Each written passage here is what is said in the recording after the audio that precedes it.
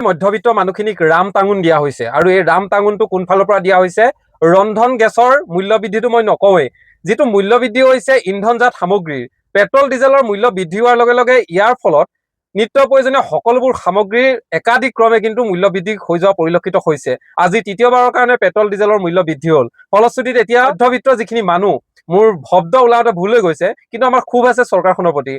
মধ্যবিত্ত যিখিনি মানুহ সেই মানুহখিনিৰ অৱস্থা তথৈব চাব লগতে দৰিদ্ৰ পৰিয়ালৰ মানুহখিনিৰ অৱস্থা তথৈব চাব কিন্তু মধ্যবিত্ত মানুহখিনি এই কাৰণে ভুগিব কাৰণ মধ্যবিত্ত মানুহখিনিয়ে চৰকাৰৰ পৰা ইমানখিনি সুবিধা নাপায় দৰিদ্ৰ মানুহখিনিয়ে যিমান সুবিধা পায় আৰু মধ্যবিত্ত মানুহখিনিয়ে যিমান এডজাষ্ট কৰি চলিব লগা হয় এই এডজাষ্টমেণ্টত এতিয়া চৰকাৰে যিধৰণে এতিয়া ৰাম টাঙুন দিছে মূল্য বৃদ্ধি যিধৰণে তেলৰ মূল্য বৃদ্ধি কৰিছে তেলৰ মূল্য বৃদ্ধিৰ ফলত শাক পাচলিৰ পৰা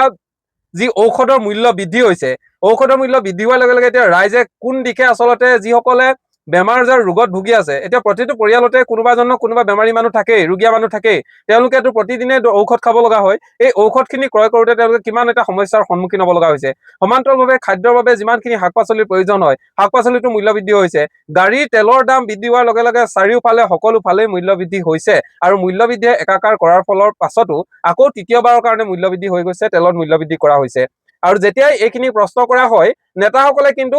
এনেকুৱা ধৰণৰ গায়েৰা মন্তব্য দিয়ে তেওঁলোকে আচলতে যে বিফল হৈছে তেওঁলোকে যে গোটেই ব্যৱস্থাটো পৰিকল্পিত এই ব্যৱস্থাপনাত যে তেওঁলোকৰ কোনোবাখিনিত ভুল আছে চৰকাৰৰ এইখিনি কথা তেওঁলোকে একচেপ্ট কৰিব নোৱাৰে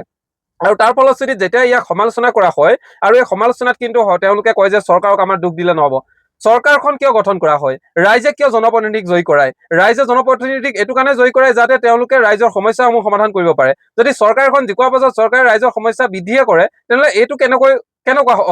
কথা এতিয়া বৰ্তমান সময়ত দেখিবলৈ পোৱা গৈছে যে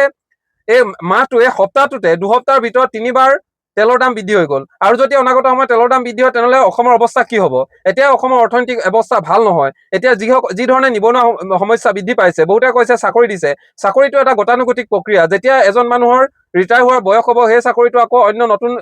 যুৱকে পাবই যুৱ প্ৰজন্মই পাবই চাকৰি এটা গতানুগতিক প্ৰক্ৰিয়া তাৰ মাজতে কিন্তু বৰ্তমান সময়ত নিবনুৱা যি ধৰণে বৃদ্ধি পাইছে আৰু চাকৰিসমূহ দিছে কি কেনেকুৱা ধৰণৰ চাকৰি ওলাইছে কি চাকৰি